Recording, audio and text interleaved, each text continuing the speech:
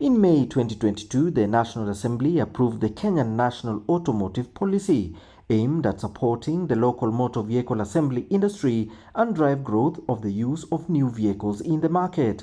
However, players say since then the policy is yet to bear fruit. So you see, the reason why people buy second-hand vehicles is because they are cheaper. However, if duty is less on locally assembled vehicles, then people will actually have easier access to them. They'll be more affordable. Data from the Kenya Motor Vehicle Industry Association shows that new vehicle sales in the Kenyan market declined by 6.3% to 13,352 units in 2022. Players are now looking at new ways to improve the appetite for local demand of new vehicles, especially in the e-mobility space.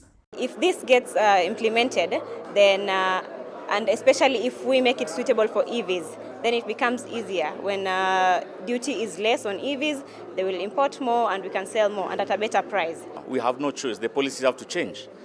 And we are not planning on bringing any cars. We are planning to do it here. We'll take cars to the rest of Africa from Kenya. The entry of these vehicles means that there is an opportunity for more locally assembled units in this space, with players saying they will invest in the sector, even as local policies look to catch up with the rest of the world. Kenya market, that is for us, for Nairobi Auto, very important. Because Kenya is a very beautiful country. They care about the environment, care about the pollution. They were speaking at the Moja EV Kenya Limited launch of Neta electric vehicles in Kenya, with a view of spreading into Africa from the country. The government so far has put in place a raft of incentives in the e-mobility space, including a special charging tariff for electric vehicles.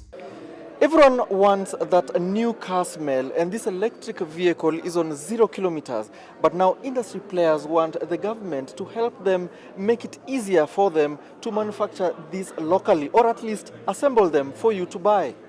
Alanako, Prime Edition.